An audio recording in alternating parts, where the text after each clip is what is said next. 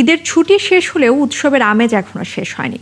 মিরপুর জাতীয় চিড়িয়াখানা এবং জাতীয় উদ্ভিদ উদ্যানে আজও দর্শনার্থীদের ভিড় ছিল।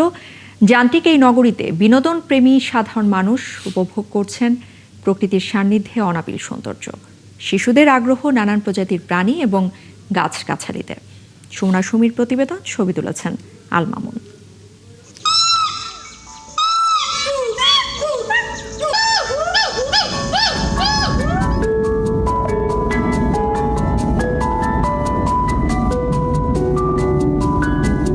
পাখি ও প্রাণীদের প্রতি আগ্রহ সব বয়সী মানুষের। ঈদের তৃতীয় দিনেও তাই চিড়িয়াখানায় মানুষের ঢল।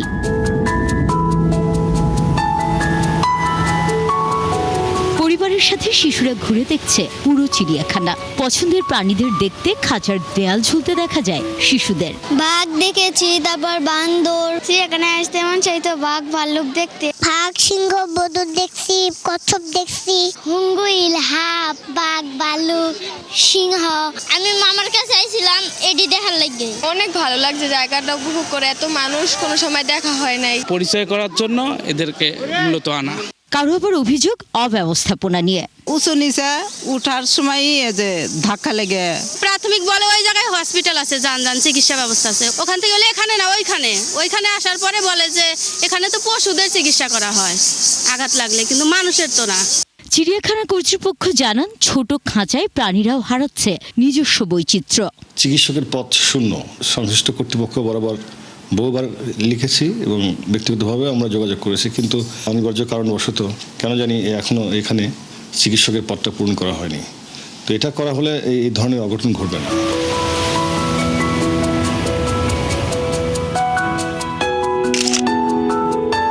জাতীয় চিড়িয়াখানার পাশে উদ্ভিদ উদ্যানেও গাছের ছায়ায় আর পাখির কিচিরমিচির শব্দে উপভোগ করছেন প্রকৃতির অপার সৌন্দর্য।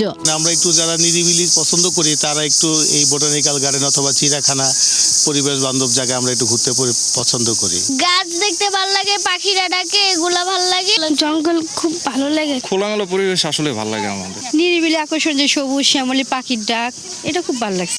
উদ্যান কর্তৃপক্ষ জানান, ইট, কংক্রিট আর ইলেকট্রনিক ডিভাইস নষ্ট করবে প্রকৃতি। বড় পরিকল্পনা থাকলেও তা হবে প্রাকৃতিক পরিবেশের অনুকূলে। অ্যামিউজমেন্ট পার্কের মতো শিশু পার্ক করার সুযোগ নাই, তাহলে প্রকৃতির যে নির্যাস সেটাই নষ্ট হবে। এখানে তো দুই ধরনের রিসোর্স, একটা হচ্ছে আপনার ইনফ্রাস্ট্রাকচার জাতীয় রিসোর্স, আরেকটা হচ্ছে কি আপনার ন্যাচারাল যে রিসোর্সটা। যতই আপনি পিচ ঢালা করে দিবেন, যতই আপনি বাউন্ডারি ওয়াল করবেন, যত কনক্রিট করবেন, আপনার কিন্তু সয়েলটা কমে যাচ্ছে। আপনার একটা আমার জন্য হয়তো এটা ভালো হচ্ছে, আমার জন্য সুবিধা হচ্ছে, কিন্তু আপনি এখানে যে ওপেন যে ওয়াইল্ড লাইফ তার জন্য কিন্তু আসলে এটা খুবই হার্মফুল হচ্ছে। তিনি আরো জানান, 215 একরের এই উদ্যানে 8000 প্রজাতির গাছ ছাড়াও আছে 11টি জলাশয়। সুমনা সুমি, 71, ঢাকা।